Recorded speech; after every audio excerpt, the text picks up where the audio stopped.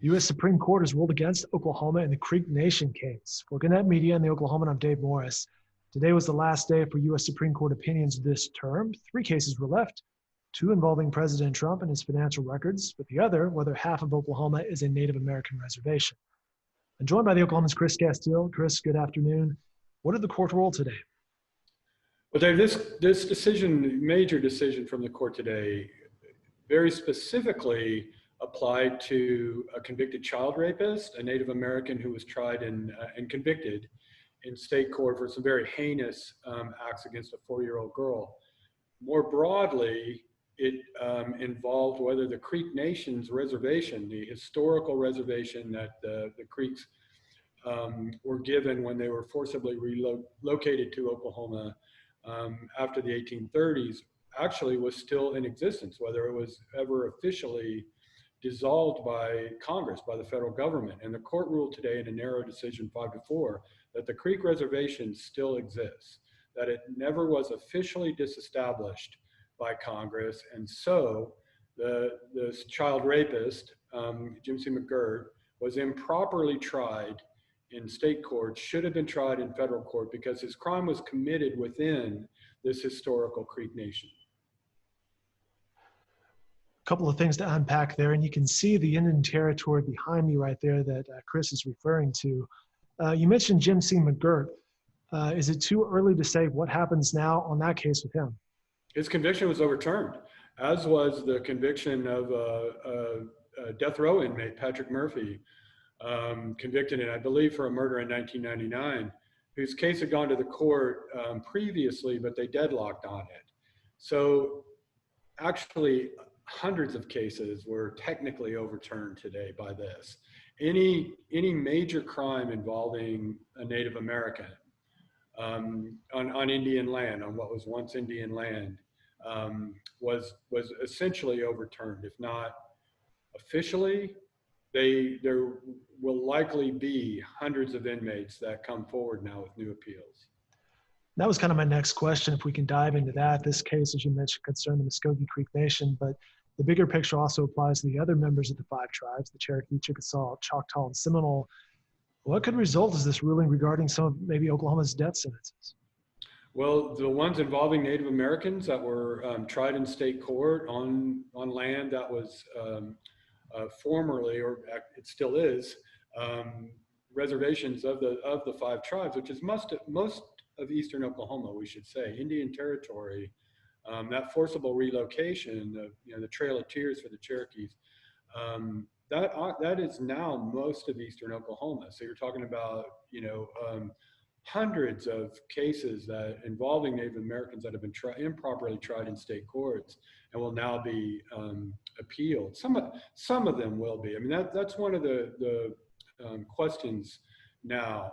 How many of these inmates would be qualified for new trials? They're Native Americans whose crimes were committed in eastern Oklahoma. How many will come forward? We'll find out.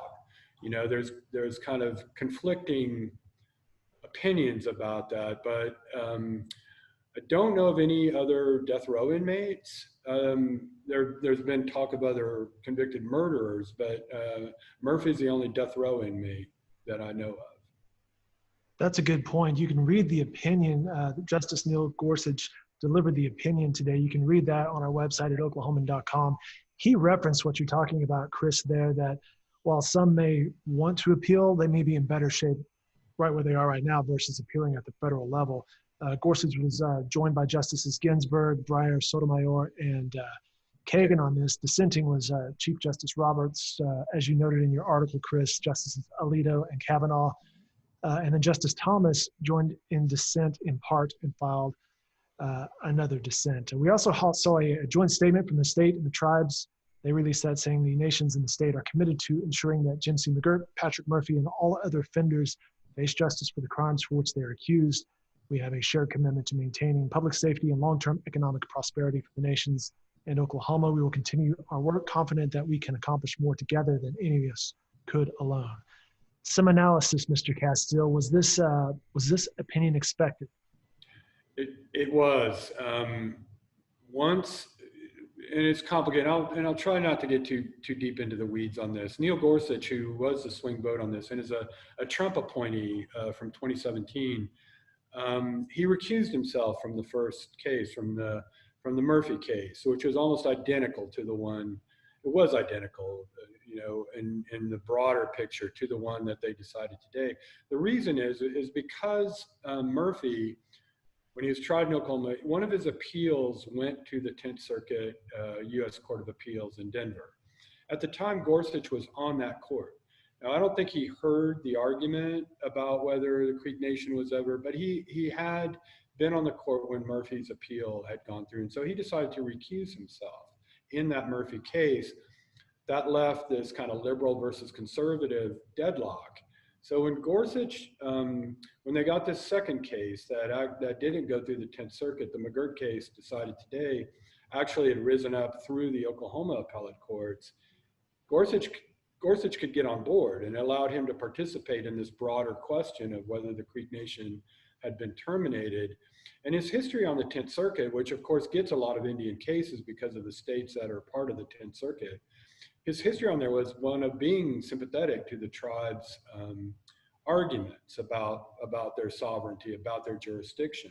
So it was expected that if it didn't go exactly the way it went today, which is a total rejection of the state of Oklahoma's case, that he would probably come down on the side with the liberal bloc. So, and we did get this statement today from the 5 tribes and the state, a joint statement from the Attorney General and leaders of the 5 tribes saying, hey, we're already working on this. We've been working on this. We hope to come up with an agreement that we can take to Congress, which has jurisdiction over all of this. And if they had been clear from the beginning, clear back in 1906, 1907, that they wanted to terminate these, we wouldn't be talking about this today, but they were not. So now they have a chance to weigh in. And it's gonna be tough there too. But supposedly they're working on the plan, 5 tribes in the state, to sort of avoid any kind of major disruptions that could, arise out of this pretty far-reaching decision today. But that doesn't really get to what we were talking about a minute ago, Dave, which was all these prior cases. It's nothing that the tribes and the state want to talk about together about moving forward will have any impact on these inmates claiming that they were wrongly tried. As always, great context from the Oklahoman's Chris Castile. You can find more coverage on our website at oklahoman.com. Be sure to follow Chris on Twitter. Lots of good stuff there. His Twitter handle, Castile Politics. I should say additional U.S. Supreme Court coverage can also be found throughout the USA Today network, including at usatoday.com. That'll do it for this segment. For Gannett Media and the Oklahoman, I'm Dave Morris.